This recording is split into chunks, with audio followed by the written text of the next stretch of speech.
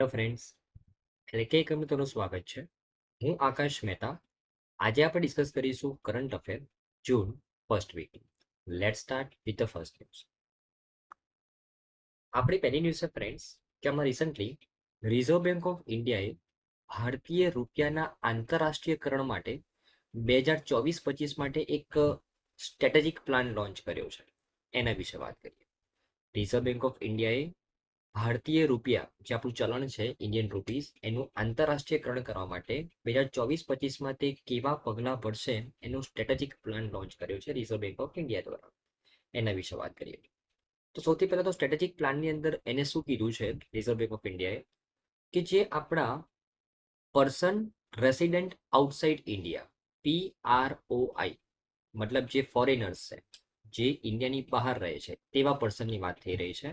તો કે person resident outside India એ ફોરેનની અંદર તે જે દેશમાં વસવાટ કરે છે તે દેશની અંદર ઇન્ડિયન રૂપીઝની અંદર એકાઉન્ટ ખોલાવી શકશે. ઇન્ડિયન રૂપીઝની અંદર એકાઉન્ટ ખોલાવી શકશે. બરાબર. બીજો મુદ્દો કે પર્સન રેસિડેન્ટ આઉટસાઇડ ઇન્ડિયા જે ફોરેનર્સ છે બરાબર જેમનું એકાઉન્ટ કયા બે એકાઉન્ટ તો નોન રેસિડેન્ટ રૂપી એકાઉન્ટ SNRR એકાઉન્ટ અને સ્પેશિયલ રૂપી વોસ્ત્રો એકાઉન્ટ જે પર્સન રેસિડેન્ટ આઉટસાઇડ ઇન્ડિયા જે ફોરેનર એ આ બે એકાઉન્ટ ધરાવે છે. કયા બે એકાઉન્ટ? સ્પેશિયલ નોન રેસિડેન્ટ રૂપી એકાઉન્ટ એન્ડ સ્પેશિયલ રૂપી વસ્ત્ર એકાઉન્ટ. તો આ વ્યક્તિ આ બે એકાઉન્ટ દ્વારા ઇન્ડિયાની અંદર ફોરેન ડાયરેક્ટ ઇન્વેસ્ટમેન્ટ અને ફોરેન પોર્ટફોલિયો ઇન્વેસ્ટમેન્ટ FDI કરી શકશે આ બે એકાઉન્ટનો ઉપયોગ કરીને. આ સ્ટ્રેટેજિક પ્લાન ઇસ્યુ કરવામાં આવેલો છે રિઝર્વ બેંક ઓફ ઇન્ડિયા દ્વારા. ખબર પડી ક્વેશ્ચન મતલબ મેઇન હેડલાઇન શું છે ખબર પડી ફ્રેન્ડ્સ કે જે પર્સન રેસિડેન્ટ આઉટસાઇડ ઇન્ડિયા છે તે ફોરેનની અંદર જે દેશમાં તે વસવાટ કરે છે તે દેશની અંદર ઇન્ડિયન રૂપીની અંદર એકાઉન્ટ ખોલાવી શકશે. રાઈટ, ઇન્ડિયન રૂપીની અંદર એકાઉન્ટ ખોલાવી શકશે. મતલબ અગર ફોર એક્ઝામ્પલ SBI જે ભારતીય બેંક છે આ SBIની ફોર એક્ઝામ્પલ અમેરિકામાં પણ બ્રાન્ચ હશે તો આ બ્રાન્ચના માધ્યમથી તે વ્યક્તિ અમેરિકાની અંદર ઇન્ડિયન રૂપીસની અંદર એકાઉન્ટ ખોલાવી શકે. આ ઉપરાંત અગર કોઈ ફોરેનર કે જેમની પાસે આ બે એકાઉન્ટ હોય SNRR એકાઉન્ટ અને SRBA એકાઉન્ટ આ બે એકાઉન્ટના માધ્યમથી તે ફોરેન ડાયરેક્ટ ઇન્વેસ્ટમેન્ટ કરી શકશે અને ફોરેન પોર્ટફોલિયો ઇન્વેસ્ટમેન્ટ કરી શકશે ઇન્ડિયાની અંદર. આ ન્યૂઝની હેડલાઇન છે ફ્રેન્ડ્સ. હવે આ ન્યૂઝની અંદર ઘણા બધા સ્ટેટિક પોઈન્ટ આપણે સમજવા જરૂરી છે. કયા સ્ટેટિક પોઈન્ટ? સૌથી પહેલા તો આ બંને એકાઉન્ટને સમજવા જરૂરી છે. સ્પેશિયલ રૂપી વોસ્ત્રો એકાઉન્ટ અને સ્પેશિયલ નોન રેસિડેન્ટ રૂપી એકાઉન્ટ આ બંને એકાઉન્ટમાં શું ડિફરન્સ છે એ સમજવું જરૂરી છે. એના પછી રૂપિયાનું આંતરરાષ્ટ્રીયકરણ કેમ ઇમ્પોર્ટન્ટ છે અને એના માટે આપણે કયા પગલાં ભર્યા છે એ પણ જાણવું ઇમ્પોર્ટન્ટ છે. તો સ્ટેપ બાય સ્ટેપ આ ન્યૂઝનું આપણે વિશ્લેષણ કરીએ. સૌથી પહેલા તો આ એકાઉન્ટ વિશે જોઈએ.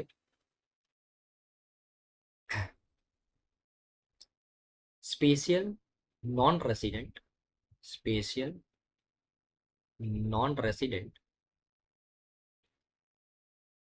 રૂપી એકાઉન્ટ.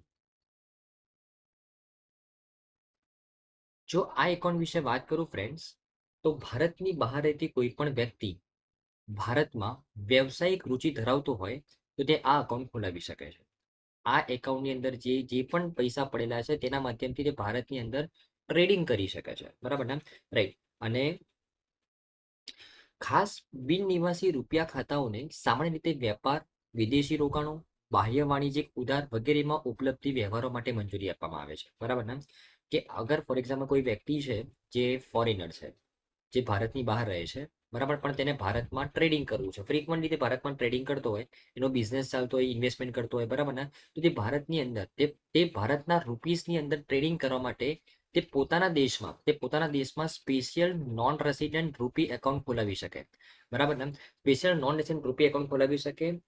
ફોર એક્ઝામ્પલ અમેરિકાનો વ્યક્તિ એ ભારતમાં ઇન્વેસ્ટમેન્ટ કરવા માંગતો હોય, ફ્રિકવન્ટલી ટ્રેડિંગ કરવા માંગતો હોય, ભારતના બિઝનેસમાં રુચિ ધરાવતો હોય તો આ અમેરિકાનો વ્યક્તિ અમેરિકાની કોઈ પણ બેંકની અંદર સ્પેશિયલ નોન રેસિડેન્ટ રૂપી એકાઉન્ટ ઓપન કરાવી શકે અને તે આ એકાઉન્ટના માધ્યમથી ભારતમાં બિઝનેસનો વ્યવહાર કરી શકે. સિમ્પલ. બરાબર ને? તો આ એક એકાઉન્ટ છે સ્પેશિયલ નોન રેસિડેન્ટ રૂપી એકાઉન્ટ. તમને ખબર પડી હશે ફ્રેન્ડ્સ, ખૂબ જ સિમ્પલ ભાષામાં સમજાવ્યું છે. બરાબર. પછી સ્પેશિયલ રૂપી વસ્ત્ર એકાઉન્ટ.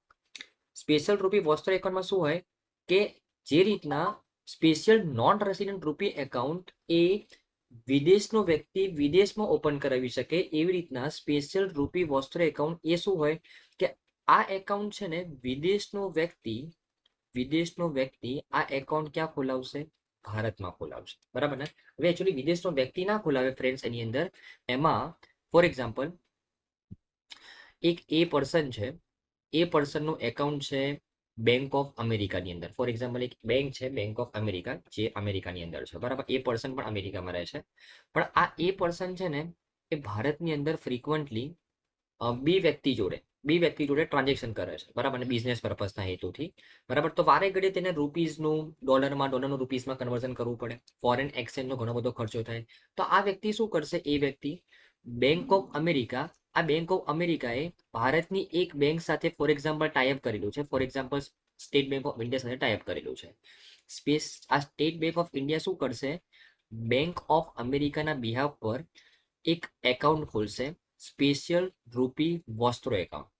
એસબીઆઈ ખોલશે ભારતની અંદર, ભારતની બ્રાન્ચની અંદર સ્પેશિયલ રૂપી વોસ્ત્ર એકાઉન્ટ. કોના બિહાફ પર? બેંક ઓફ અમેરિકાના બિહાફ પર. મતલબ બેંક ઓફ અમેરિકાના જેટલા પણ કસ્ટમર કે જે વેપારી છે, જે ભારતના વેપારી સાથે બિઝનેસ કરે છે, તે વેપારી એ આ બેંક ઓફ અમેરિકાના માધ્યમથી પૈસાની લેવડ દેવડ એસબીઆઈ ની અંદર કરી શકશે. કઈ કરન્સીમાં? રૂપીઝ કરન્સીની અંદર, આ એકાઉન્ટની અંદર, સ્પેશિયલ રૂપી વોસ્ત્ર એકાઉન્ટની અંદર, બરાબર ને? ઓકે, તો આ સ્પેશિયલ રૂપી વોસ્ત્ર એકાઉન્ટ એ ભારતમાં ઓપરેટ થાય છે. ભારતની બેંક ઓપરેટ કરશે કોના બિહાફ પર? ફોરેન બેંકના બિહાફ પર. આ ફોરેન બેંક કોને મદદ કરશે? ફોરેનર કે જે ભારતમાં ફ્રીક્વન્ટલી લેનદેન કરી રહ્યું છે, બરાબર ને?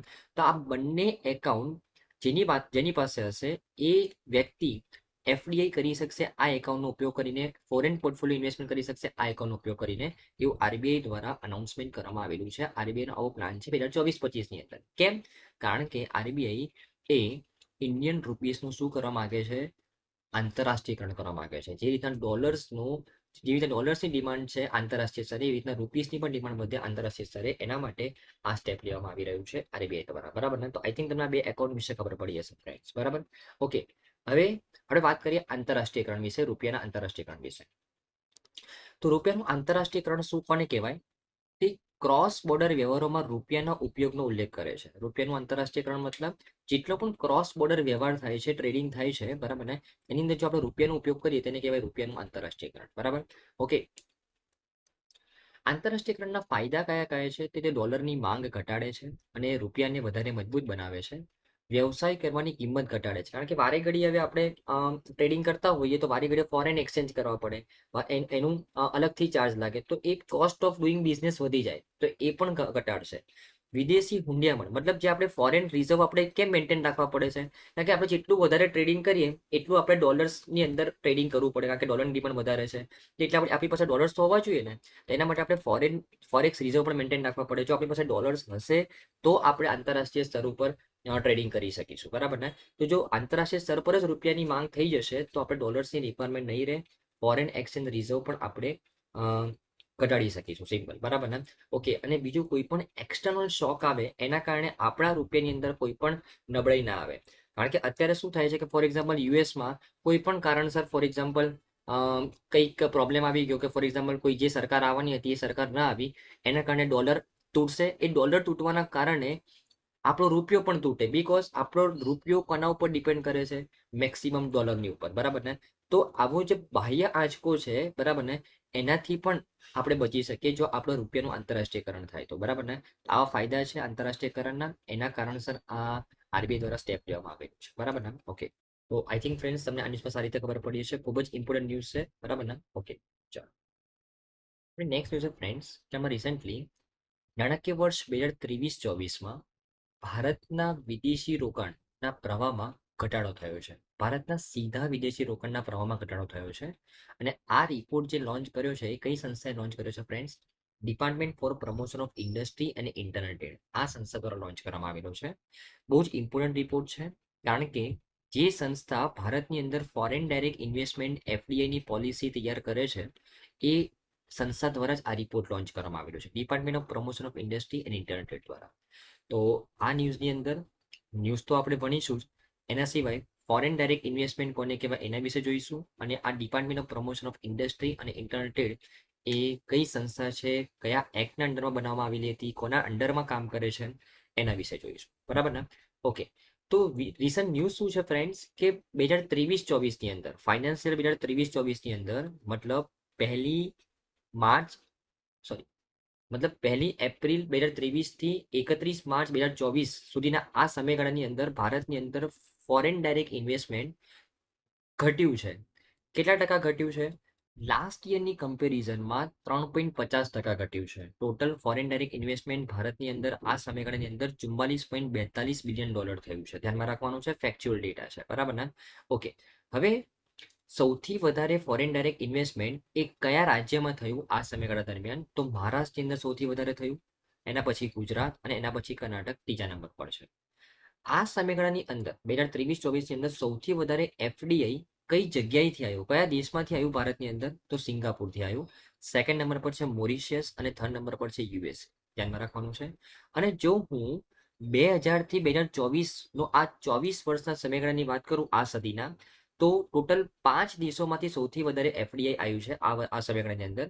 સિંગાપુર સૌથી વધારે, મોરિશિયસ, સિંગાપુર, યુએસએ, નેધરલેન્ડ અને જાપાન. અને જો હું 2023 અને 2024ની વાત કરું, મતલબ ફાઇનાન્સિયલ 2023-24ની, તો આ એક વર્ષના સમયગાળાની અંદર સૌથી વધારે કયા સેક્ટરમાં ફોરેન ડાયરેક્ટ ઇન્વેસ્ટમેન્ટ થયું છે? તો કોમ્પ્યુટર, સોફ્ટવેર એન્ડ હાર્ડવેરમાં સૌથી વધારે ફોરેન ડાયરેક્ટ ઇન્વેસ્ટમેન્ટ થયું છે. અને જો હું આ 24 વર્ષના સમયગાળાની વાત કરું ફ્રેન્ડ્સ, આ સદીના 24 વર્ષની અંદર સૌથી વધારે એફડીઆઈ કયા સેક્ટરમાં થયું છે? તો સર્વિસ સેક્ટર, એના પછી computer, software and hardware, trading, telecommunication અને ઓટોમોબાઈલ ઇન્ડસ્ટ્રીમાં. બરાબર ને? ધ્યાનમાં રાખવાનું છે, આ કરંટ ન્યૂઝ છે કે સૌથી વધારે એફડીઆઈ કઈ જગ્યાએ થયું, કયા સેક્ટરમાં થયું અને કેટલું થયું, કેટલા ટકાનો ઘટાડો વધારો થયો લાસ્ટ યર સરખામણીમાં. આટલો ડેટા તમારા માટે કરંટ ન્યૂઝ રિલેટેડ ઉપયોગી છે. બરાબર ને? આપણે વાત કરીએ હવે સ્ટેટિક પોઈન્ટ એફડીઆઈ વિશે, ફોરેન ડાયરેક્ટ ઇન્વેસ્ટમેન્ટ વિશે. તો અગર કોઈ વ્યક્તિ અથવા સંસ્થા એક દેશમાંથી બીજા દેશમાં સીધું રોકાણ કરે, એને કહેવાય ફોરેન ડાયરેક્ટ ઇન્વેસ્ટમેન્ટ. બરાબર? એક દેશમાંથી બીજા દેશમાં રોકાણ કરે તેને કહેવાય foreign direct investment. Foreign direct investment આપણા દેશમાં બે રીતે થઈ શકે, બે રૂટથી, ગવર્મેન્ટ રૂટથી અને ઓટોમેટિક રૂટથી. હવે એનો મતલબ શું છે, આ બંને વચ્ચે ડિફરન્સ શું છે, કે અગર જો હું ડિફેન્સ સેક્ટરની વાત કરું, તો ડિફેન્સ સેક્ટરમાં જો અગર કોઈ વ્યક્તિએ કોઈ કંપનીમાં 74% સુધીનું રોકાણ કરવું હોય, તો તે ઓટોમેટિક રૂટથી કરી શકે છે, ગવર્મેન્ટની પરમિશન લીધા વગર.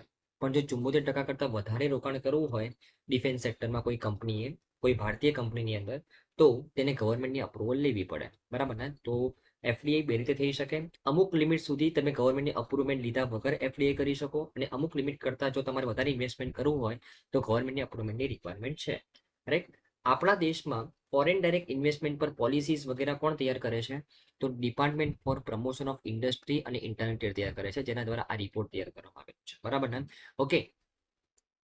આ ઉપરાંત એક ખૂબ જ ઇમ્પોર્ટન્ટ ફેક્ટ પણ યાદ રાખવાનું છે કે લોટરી બિઝનેસ, જુગાર અને સટ્ટાબાજી, ચીટ ફંડ, નિધિ કંપની, ટ્રાન્સફરેબલ ડેવલપમેન્ટ રાઇટ્સ, આ વગેરેની અંદર ફોરેન ડાયરેક્ટ ઇન્વેસ્ટમેન્ટ કરવા પર પ્રતિબંધ છે આપણા દેશમાં. બરાબર ને? ધ્યાનમાં રાખવાનું છે. ઓકે. તો લોટરી બિઝનેસ, જુગાર અને સટ્ટાબાજી, ચીટ ફંડ, નિધિ કંપની, ટ્રાન્સફરેબલ ડેવલપમેન્ટ રાઇટ્સ, આ વગેરે સેક્ટરની અંદર કોઈ પણ વ્યક્તિ એફડીઆઈ કરી શકે નહીં. હવે આ ફોરેન ડાયરેક્ટ ઇન્વેસ્ટમેન્ટનું મહત્વ કેમ છે? તો તે આર્થિક વૃદ્ધિને ઉત્તેજિત કરે છે. કોઈ પણ દેશની ઇકોનોમી એ કોના ઉપર ડિપેન્ડ કરે છે, કે ભાઈ દેશમાં ઇન્વેસ્ટમેન્ટ કેટલું આવી રહ્યું છે બહારથી. બરાબર ને? જો ઇન્વેસ્ટમેન્ટ બહારથી વધારે માત્રામાં આવી રહ્યું તો તે દેશની ઇકોનોમીને એક સપોર્ટ મળી રહે, કે ઘરના લોકો તો કમાય છે અને બહારથી પણ વધારે ઇન્વેસ્ટમેન્ટ આવી રહ્યું છે, તો દેશની ઇકોનોમી ગ્રો કરે. સિમ્પલ. બરાબર? તો એફડીઆઈ નું ઘણું વધારે મહત્વ છે કોઈ પણ દેશની ઇકોનોમીને ગ્રો કરવા માટે. હવે આપણા દેશમાં ફોરેન ડાયરેક્ટ ઇન્વેસ્ટમેન્ટના રોકાણને પ્રોત્સાહન આપવા માટે કઈ પહેલ કરવામાં આવેલી છે? તો બે ઇમ્પોર્ટન્ટ સ્ટેપ લેવામાં આવેલા છે, ઇન્વેસ્ટ ઇન્ડિયા અને મેક ઇન ઇન્ડિયા.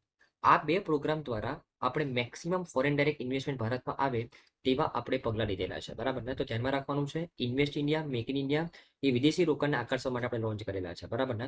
ઓકે. વિદેશી રોકાણનું મહત્વ શું છે એના વિશે આપણે ડિસ્કસ કરી, વિદેશી રોકાણ શું છે એના વિશે ડિસ્કસ કરી, અને કરંટ ન્યૂઝમાં કેમ છે, કારણ કે જે સંસ્થા એફડીઆઈ પર પોલિસી બનાવે છે તેના પર એક રિપોર્ટ લોન્ચ કરવામાં આવેલું છે. રિપોર્ટમાં શું કહેવામાં આવેલું છે કે ભારતમાં 2023-24માં વિદેશી રોકાણ શું થયું છે? ઘટ્યું છે. બરાબર ને? ઓકે. તો આઈ થિંક તમને ખબર પડી જશે. આપણે નેક્સ્ટ છે ફ્રેન્ડ્સ કે રિસેન્ટલી પાકિસ્તાન સરકારે ઇસ્લામાબાદ હાઈકોર્ટ સમક્ષ સ્વીકાર્યું કે પાકિસ્તાન અધિકૃત કાશ્મીર એ વિદેશી ક્ષેત્ર છે, એ ફોરેન ટેરેટરી છે, એવું પાકિસ્તાન સરકારે સ્વીકાર્યું છે ઇસ્લામાબાદ હાઈકોર્ટ સમક્ષ. બરાબર, તો આ રિસન્ટ ન્યૂઝમાં છે. હવે આપણા માટે રિસન્ટ ન્યૂઝ ઇમ્પોર્ટન્ટ કેમ છે? પાકિસ્તાન ઓક્યુપાઈડ કાશ્મીર વિશે આપણે જાણવું જરૂરી છે ફ્રેન્ડ્સ. બરાબર ને? તો સૌથી પહેલા પાકિસ્તાન ઓક્યુપાઈડ કાશ્મીર કયું છે એ જોઈ લઈએ મેપમાં. તો આ જુઓ ફ્રેન્ડ્સ, આ ગ્રીન હિસ્સો અને આ ઓરેન્જ હિસ્સો એ આખું એકચ્યુઅલી કાશ્મીર છે, જમ્મુ કાશ્મીર અને લેહ લદ્દાખ છે. બરાબર ને? એમાં આ જે આ ઓરેન્જ હિસ્સો છે ને એ ભારત દ્વારા ઓક્યુપાઈડ છે, અને આ જે ગ્રીન હિસ્સો છે ને એ પાકિસ્તાન દ્વારા ઓક્યુપાઈડ કાશ્મીર છે, જે પાકિસ્તાને અનઅધિકૃત રીતે ભારત પાસેથી છીનવી લીધેલું છે. બરાબર ને? ઓકે, હવે આ પાકિસ્તાન ઓક્યુપાઈડ કાશ્મીરમાં બે ઇમ્પોર્ટન્ટ પ્રોવિન્સ છે, એક તો ગિલગિટ બલુચિસ્તાન અને એક છે આ મુઝફ્ફરબાદ. આ બે મોટા રિજિયન છે જે પાકિસ્તાન ઓક્યુપાઈડ કાશ્મીરના મેઇન એરિયા કહી શકાય. બરાબર ને? ઓકે, તો આ પીઓકે વિશે આપણે વાત કરી રહ્યા છે કે આમાં રિસન્ટલી પાકિસ્તાન સરકારે જ કબૂલ્યું કે હા, આ જે પાકિસ્તાન ઓક્યુપાઈડ કાશ્મીર છે એ ફોરેન ટેરેટરી છે, મતલબ કે પાકિસ્તાનનો હિસ્સો નથી. બરાબર ને? ઓકે, તો એના વિશે વાત કરીએ. જો પાકિસ્તાન ઓક્યુપાઈડ કાશ્મીર વિશે વાત કરું તો પાકિસ્તાન અધિકૃત કાશ્મીર એ 1947માં પાકિસ્તાન દ્વારા ગેરકાયદેસર રીતે કબજે કરવામાં આવેલો હતો. બરાબર ને? તેની અંદર બે મુખ્ય પ્રદેશ છે, એક તો મીરપુર મુઝફ્ફરબાદ પ્રદેશ જે આપણે જોયું, અને ગિલગિટ બલ્ટિસ્તાન ક્ષેત્ર. બરાબર ને? ઓકે, અને જે પાકિસ્તાન ઓક્યુપાઈડ કાશ્મીર છે એ મેઇનલી જમ્મુ કાશ્મીર અને લદ્દાખના કેન્દ્રશાસિત પ્રદેશનો હિસ્સો છે. બરાબર, જે પાકિસ્તાને 1947માં ગેરકાયદેસર રીતે કબજે કરેલું છે. બરાબર ને? અને જો હું અત્યારે રિસન્ટ સ્ટેટસ વિશે વાત કરું ભારત પાકિસ્તાનની જે બોર્ડર છે એના વિશે, તો 3 બોર્ડર વેચાયેલી છે ભારત અને પાકિસ્તાનની. એક તો ઇન્ટરનેશનલ બોર્ડર છે ટોટલ મળીને, ભારત અને પાકિસ્તાનની વચ્ચેની જે બોર્ડરનો ટોટલ લેન્થ છે એ 2400 કિલોમીટરની છે, જે જમ્મુ કાશ્મીરથી ગુજરાત સુધીની છે. બરાબર ને? તો જમ્મુ કાશ્મીરથી ગુજરાત સુધીની આખી બોર્ડર એ ભારત અને પાકિસ્તાન વચ્ચે કવર થાય છે, જેને આપણે ઇન્ટરનેશનલ બોર્ડર કહીએ. 2400 કિલોમીટર સુધીની બોર્ડર છે. બરાબર ને? આ ઉપરાંત LOC, line of એચ્યુઅલ control, sorry line of control, line of એચ્યુઅલ control આપણી ચાઇના પાસે છે. લાઇન ઓફ કંટ્રોલ એ આ એલઓસી છે એ પણ બોર્ડર લાઇન છે ભારત અને પાકિસ્તાન વચ્ચેની, પણ આખી બોર્ડર લાઇન નથી. તમે જોઈ શકો કે આ જે પાકિસ્તાન ઓક્યુપાઈડ કાશ્મીર ની જે બોર્ડર છે ભારત સાથેની, બરાબર ને, એટલી જ બોર્ડર લાઇનને લાઇન ઓફ કંટ્રોલ કહેવામાં આવે છે. બરાબર ને? આના નીચેને પણ ભારત અને પાકિસ્તાન વચ્ચેની બોર્ડર છે ગુજરાતની અંદર, એ લાઇન ઓફ કંટ્રોલનો પાર્ટ નથી. લાઇન ઓફ કંટ્રોલનો પાર્ટ કયો છે કે જે પાકિસ્તાન ઓક્યુપાઈડ કાશ્મીરની અને ભારત ઓક્યુપાઈડ કાશ્મીર આ બંને વચ્ચેનું જે બોર્ડર લાઇન છે એ જ લાઇન ઓફ કંટ્રોલ કહેવાય છે. બરાબર ને? અને ત્રીજી એક બોર્ડર લાઇન છે વાસ્તવિક ગ્રાઉન્ડ પોઝિશન લાઇન. વાસ્તવિક ગ્રાઉન્ડ પોઝિશન લાઇન આ ત્રીજી બોર્ડર લાઇન છે. આ બોર્ડર લાઇન કઈ છે? તો આ એક ડિસ્પ્યુટેડ એરિયા છે ભારત અને પાકિસ્તાનની વચ્ચે, સિયાચીન ગ્લેશિયર. તો આ સિયાચીન ગ્લેશિયરની અંદર પણ એક એરિયા એવો છે કે જેની એક બાજુ ભારતીય ટ્રુપ છે ને બીજી બાજુ પાકિસ્તાની ટ્રુપ છે. તો અહીંયા જે બોર્ડર છે ને બોર્ડર, એ બોર્ડરને શું કહેવામાં આવેલું છે? વાસ્તવિક ગ્રાઉન્ડ પોઝિશન લાઇન કહેવામાં આવેલી છે. તો ભારત અને પાકિસ્તાન વચ્ચે 3 બોર્ડર લાઇન છે. એક તો ઇન્ટરનેશનલ બોર્ડર લાઇન જે 2400 કિલોમીટરની છે, એલઓસી જે પાકિસ્તાન ઓક્યુપાઈડ કાશ્મીર અને ભારત ઓક્યુપાઈડ કાશ્મીર વચ્ચેની જે બોર્ડર લાઇન છે તેને એલઓસી કહેવાય, અને વાસ્તવિક ગ્રાઉન્ડ પોઝિશન લાઇન જે સિયાચીન ગ્લેશિયરની અંદર ઇન્ડિયન ટ્રુપ અને પાકિસ્તાન ટ્રુપની વચ્ચે જે લાઇન છે તેને કહેવાય છે વાસ્તવિક ગ્રાઉન્ડ પોઝિશન લાઇન કહેવામાં આવે છે. બરાબર ને? ઓકે, તો આઈ થિંક તમને ફ્રેન્ડ્સ આની સારી રીતે ખબર પડી હશે, રાઈટ ને? ઓકે, આપણી નેક્સ્ટ છે ફ્રેન્ડ્સ કે રિઝર્વ બેંક ઓફ ઇન્ડિયા બીજી એક અનાઉન્સમેન્ટ કરેલી છે કે 2028-29 સુધીમાં યુપીઆઈને 20 દેશોમાં એક્સપાન્ડ કરશે. એના વિશે વાત કરીએ તો સૌથી પહેલા તો આ ન્યૂઝની અંદર આપણે યુપીઆઈ વિશે જાણવું જરૂરી છે, યુનિફાઈડ પેમેન્ટ ઇન્ટરફેસ. અને પછી આપણે વાત કરીશું રિઝર્વ બેંક ઓફ ઇન્ડિયાનો પ્લાન શું છે. બરાબર, તો હું વાત કરું પહેલા યુનિફાઈડ પેમેન્ટ ઇન્ટરફેસ વિશે, યુપીઆઈ. તો આ એક એપ્લિકેશન છે. આ એપ્લિકેશન એક એવી છે, આના માધ્યમથી યુપીઆઈના માધ્યમથી એક એપ્લિકેશન બનાવી શકાય. આ એક એવી એપ્લિકેશન છે કે જે બધી જ બેંકના એકાઉન્ટને એક સાથે હેન્ડલ કરે છે. આ ઉપરાંત ઘણી બધી સુવિધાઓ પણ પ્રોવાઈડ કરે છે, સિમલેટ, ફંડ ટ્રાન્સફર, પછી બીજી ઘણી બધી બિઝનેસ રિલેટેડ સુવિધાઓ પ્રોવાઈડ કરવામાં આવે છે આ યુપીઆઈની ઉપર. તો આ યુપીઆઈ એક પ્લેટફોર્મ છે, એક સિંગલ પ્લેટફોર્મ કે જ્યાં બધા જ બેંક એકાઉન્ટને એક સાથે તમે ઓપરેટ કરી શકો છો. બરાબર ને? અને આ પ્લેટફોર્મને 2016ની અંદર કોના દ્વારા બનાવવામાં આવ્યું? National payment corporation of India દ્વારા બનાવવામાં આવ્યું. બરાબર ને? ઓકે, અને national payment corporation of India દ્વારા 2016ની અંદર આ યુપીઆઈ લોન્ચ કરવામાં આવ્યું. અને આ national payment corporation of India દ્વારા એક સંસ્થા બનાવવામાં આવી 2020ની અંદર. કઈ સંસ્થા? તો એનઆઈપીએલ. એનઆઈપીએલ જે એનપીસીઆઈ દ્વારા બનાવવામાં આવી 2020ની અંદર. એનું નામ છે એનપીસીઆઈ ઇન્ટરનેશનલ પેમેન્ટ લિમિટેડ. આ સંસ્થા 2020ની અંદર બનાવવામાં આવી. NPCI national payment corporation of India દ્વારા યુપીઆઈ જે એનપીસીઆઈ દ્વારા બનાવવામાં આવેલું છે એને ઇન્ટરનેશનલ પ્લેટફોર્મ પ્રોવાઈડ કરવા માટે. બરાબર ને? ઓકે, તો અહીંયા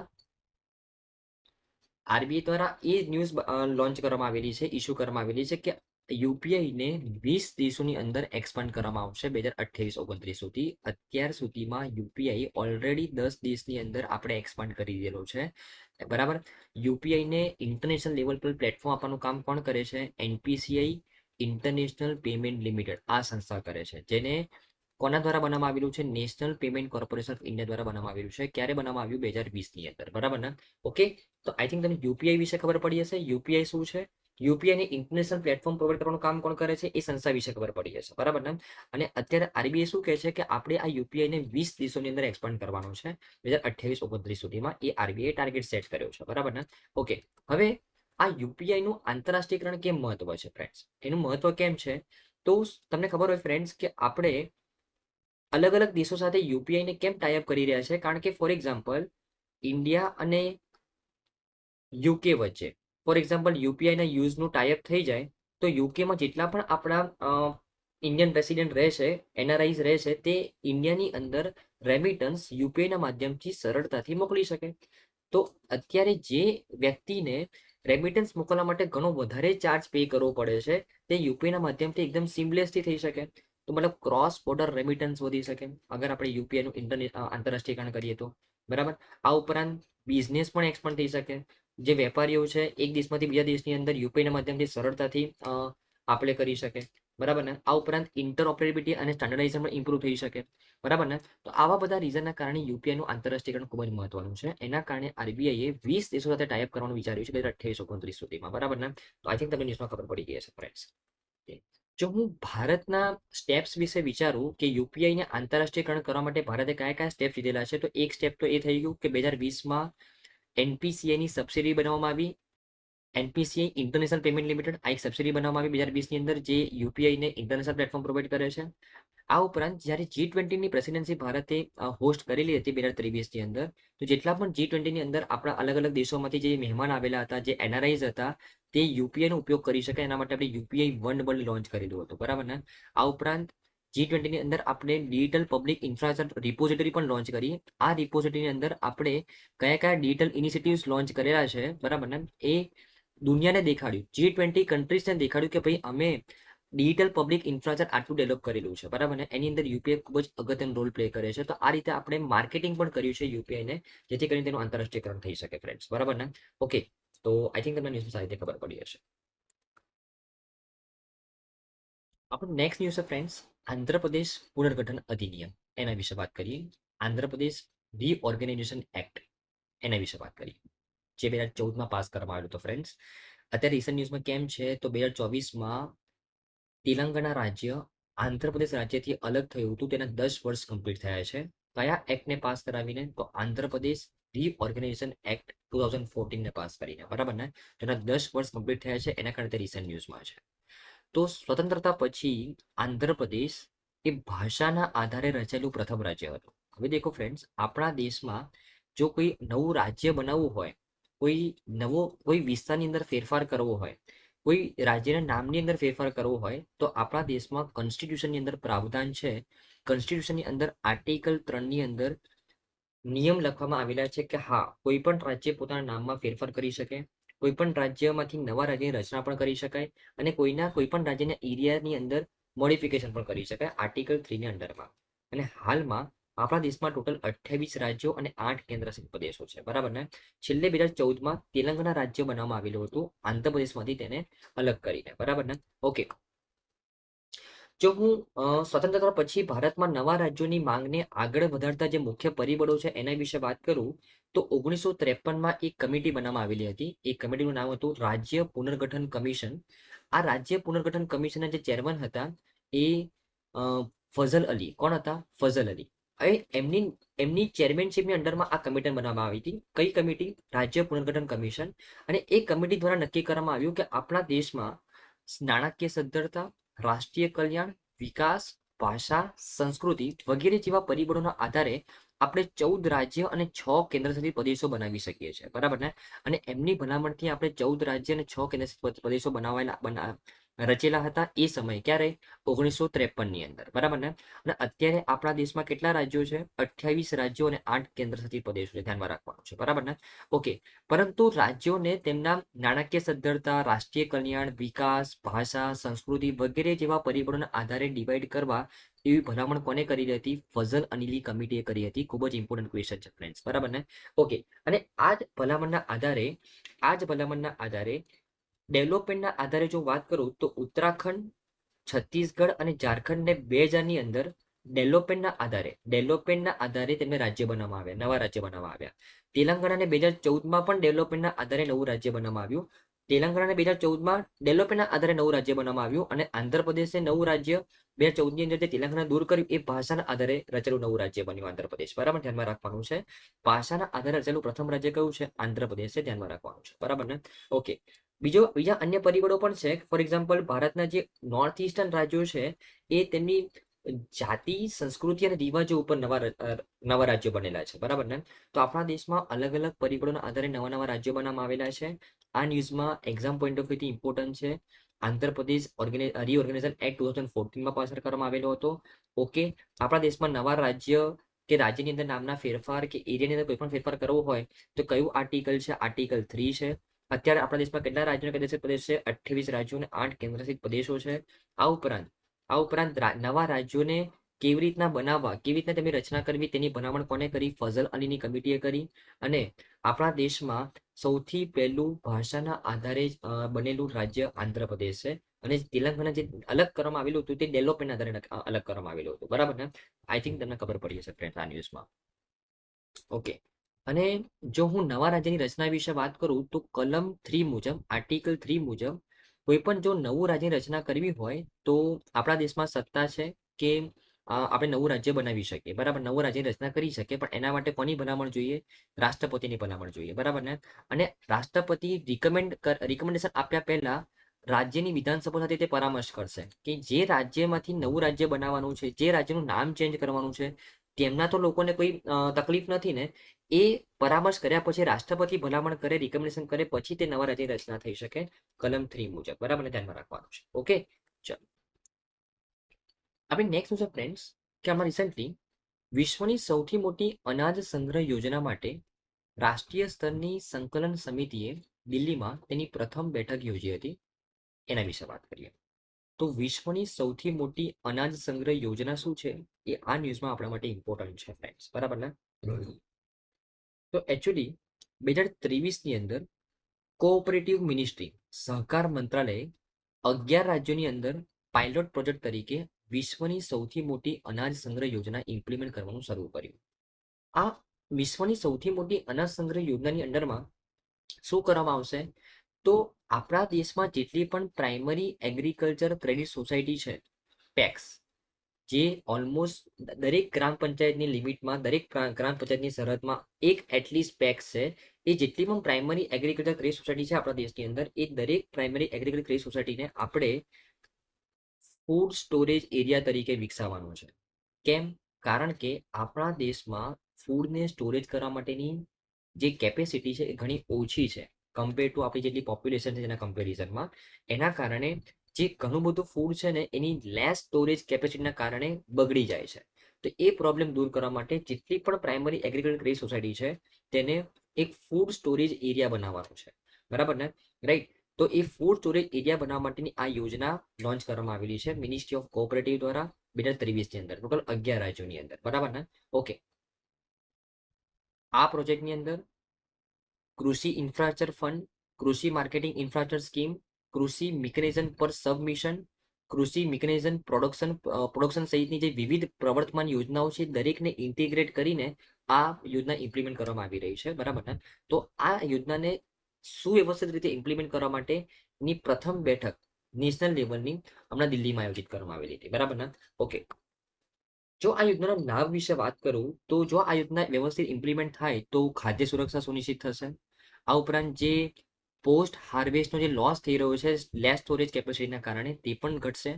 આ ઉપરાંત જે ફોર એક્ઝામ્પલ અત્યારે શું થાય છે કે આપણા દેશમાં કે ફૂડ સ્ટોરેજ કરવા માટે તમને ખબર હોય તો ફ્રેન્ડ્સ કે મિનિમમ સપોર્ટ પ્રાઇસ સરકાર ખેડૂતો પાસેથી મિનિમમ સપોર્ટ પ્રાઇસ ઉપર અનાજ લે છે. ટોટલ 23 અલગ અલગ પ્રોડક્ટ ઉપર સરકાર ખેડૂતોને મિનિમમ સપોર્ટ પ્રાઇસ પ્રોવાઈડ કરે છે. તો સરકાર જે આમ ખેડૂતો પાસેથી મિનિમમ સપોર્ટ પ્રાઇસ ઉપર અનાજ ખરીદે છે એ કઈ જગ્યાએ સ્ટોર કરે છે? ફૂડ કોર્પોરેશન ઓફ ઇન્ડિયાના ગોડાઉન્સની અંદર. હવે આ ફૂડ કોર્પોરેશન ઇન્ડિયાના ગોડાઉન્સ એક દરેક એરિયામાં હોય નહીં, એ મોટા શહેરોની નજીક હોય, બરાબર ને?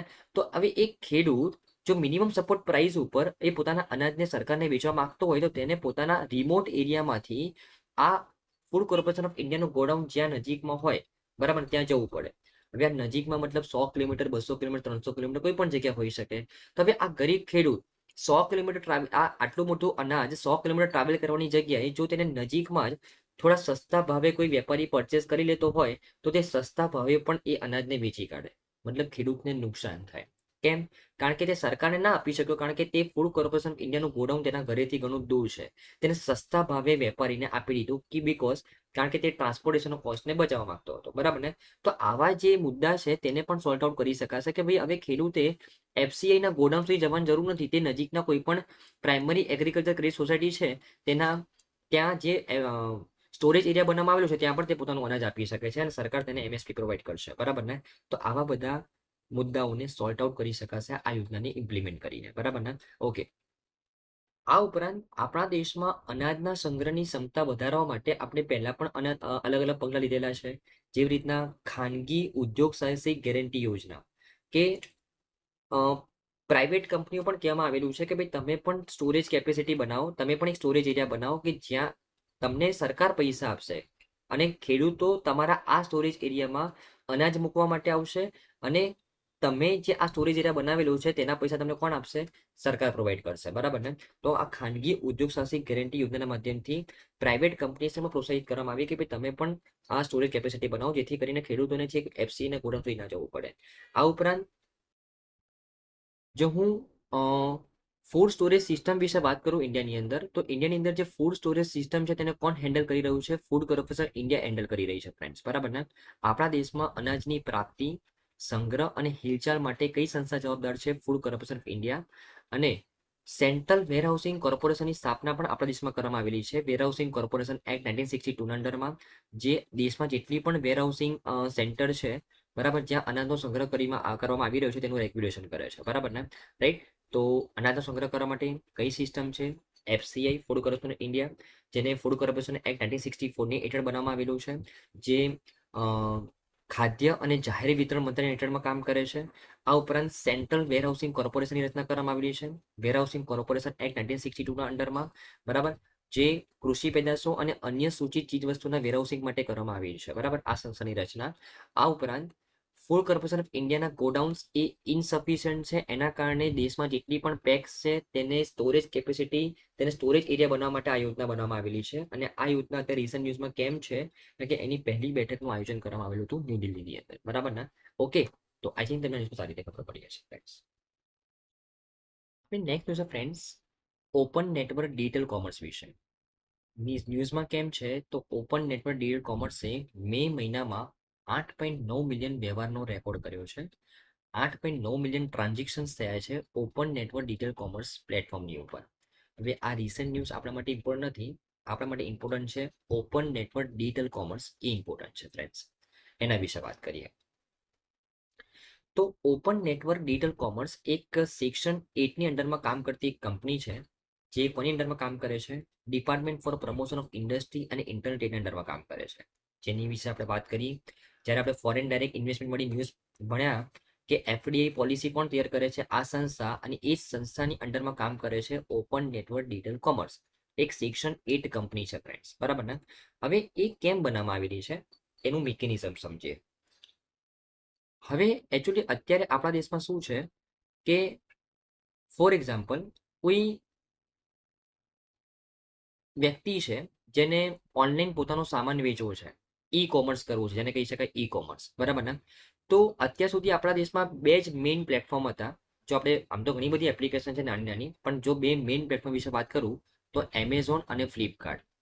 અગર કોઈ વ્યક્તિએ એઝ અ સેલર પોતાનો સામાન એ ઓનલાઈન પ્લેટફોર્મ પર વેચવું હોય તો તે નોર્મલી એમેઝોન અને ફ્લિપકાર્ટ જોડે ટાઈપ કરે, બરાબર ને? પણ આ તમને ખબર છે કે મોનોપોલી ધરાવતી કંપનીઓ છે, તો તે સેલર પાસેથી ઘણો બધો ચાર્જ લે.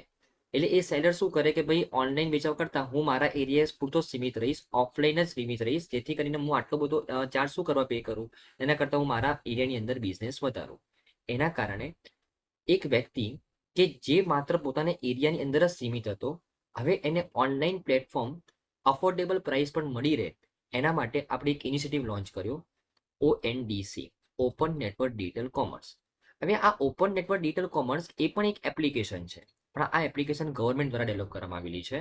આ એપ્લિકેશનના માધ્યમથી કોઈ પણ સેલર એ આ પ્લેટફોર્મની ઉપર પોતાનું સામાન ઓનલાઈન વેચી શકે છે, બરાબર ને? ઓનલાઈન રજીસ્ટર થઈ શકે છે અફોર્ડેબલ પ્રાઇસ ઉપર. જેથી કરીને એક વ્યક્તિ જે અત્યાર સુધી પોતાનો બિઝનેસ ઓફલાઈન કરતો હતો, હવે તે પોતાનો બિઝનેસ ઓનલાઈન પણ કરી શકશે, બરાબર? તો આ એક વસ્તુ છે ONDC ની અંદર, કે હવે તેમને એમેઝોન ફ્લિપકાર્ટ ઉપર રજીસ્ટર નહીં કરવાનું. હવે આ વ્યક્તિ કઈ જગ્યાએ રજીસ્ટર થઈ શકશે? ONDC ની અંદર, જે ગવર્મેન્ટ ઓન પ્લેટફોર્મ છે, બરાબર? અફોર્ડેબલ પ્રાઇસ ઉપર તે રજીસ્ટર થઈ શકશે. અત્યાર સુધી સેલર શું કરતા હતા? એમેઝોન અને ફ્લિપકાર્ટ જેવી એપ્લિકેશન ડાઉનલોડ કરતા હતા, અને એ એમેઝોન અને ફ્લિપકાર્ટ ઉપર જે પણ સેલર હોય, રજિસ્ટર્ડ સેલર હોય, તેમની વસ્તુ તે પરચેસ કરતા હતા, બરાબર? તો મોટી મોટી બ્રાન્ડ્સ જ નોર્મલી રજિસ્ટર્ડ હોય તો એ લોકો જ બિઝનેસ કમાઈ શકતા હતા. તો જે નાના નાના જે દુકાનદારો છે, જે પોતાનો બિઝનેસ ઓનલાઈન નહોતા એક્સપાન્ડ કરી શકતા, બરાબર ને? તો એમનો પ્રોબ્લેમ અહીંયા દૂર થઈ ગયો.